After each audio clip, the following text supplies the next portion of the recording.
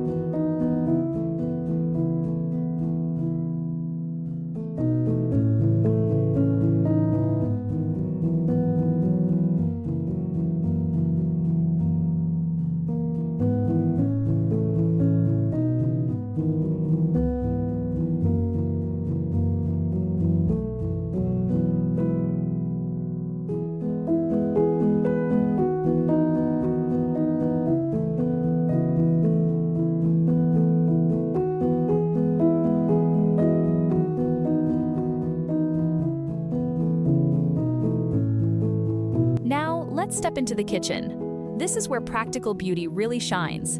If you have a farmhouse-style kitchen, or even just a small apartment corner, crochet can solve the problem of a space feeling too utility-focused. Think about those cold, hard wooden shelves.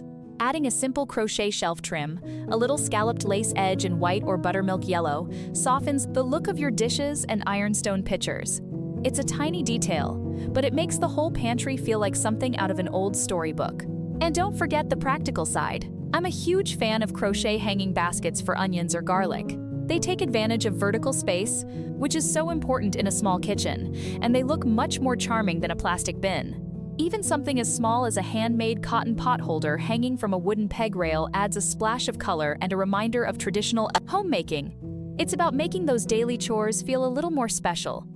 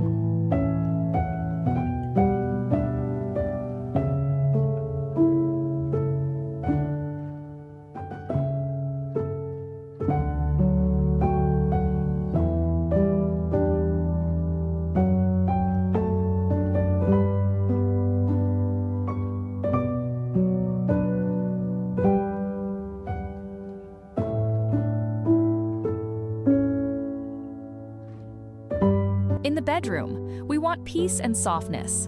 This is where I love to use crochet to create visual quiet. Instead of a heavy, dark bedspread, try a lightweight cotton crochet bed runner at the foot of your quilt. It adds a layer of heritage without overwhelming the room. If you have a reading nook, perhaps a small armchair by a window, this is the perfect spot for a crochet lampshade.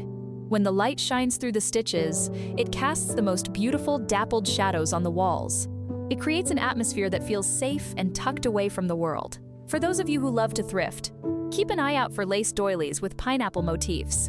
I like to place these under a vintage milk glass lamp on a bedside table. It protects the wood, yes, but it also creates a soft landing spot for your eyes. It's a little nod to the past that fits perfectly into a modern cottage lifestyle.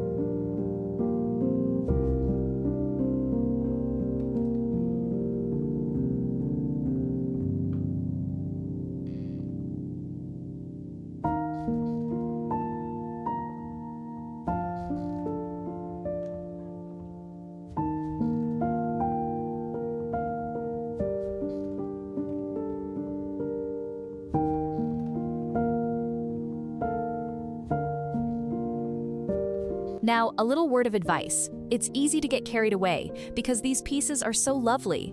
To keep your home from feeling like a yarn shop, focus on your color palette. I find that staying with nature's neutrals, ivory, soft olive, porcelain blue, and terracotta, helps different crochet textures blend together. If you have a very colorful granny square blanket, let it be the star. Keep the rest of the room a bit simpler. If your furniture is quite plain, that's when you can layer in the intricate lace and the textured pillows. If you're enjoying these ideas, I'd love for you to join our little community. Click that subscribe button and hit the bell so we can keep sharing these quiet cottage moments together.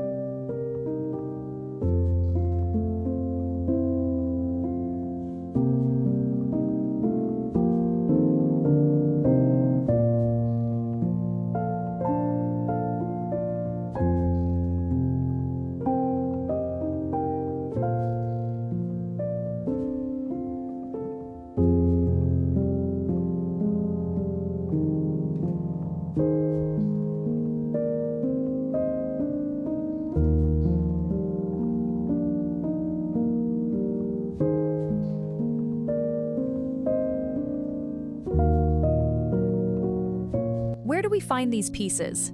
Of course, making them yourself is wonderful, but estate sales and church bazaars are absolute gold mines. Often, you'll find beautifully preserved pieces that just need a gentle hand wash with a bit of mild soap and laid flat to dry. When you bring a thrifted crochet piece into your home, you're continuing a story. You're giving a new home to something that was made with intention. Whether it's a small coaster or a full-sized quilt, these items remind us that a home is built over time, piece by piece, memory by memory. Using crochet in your cottage decor isn't just about following a trend, it's about embracing a softer way of living. It's about choosing the handmade over the mass-produced and finding beauty in the little details. Thank you so much for spending this time with me in the cottage today. I hope you feel inspired to pull out that old blanket or look for a special handmade treasure on your next thrift trip. If you enjoyed this video, please give it a thumbs up.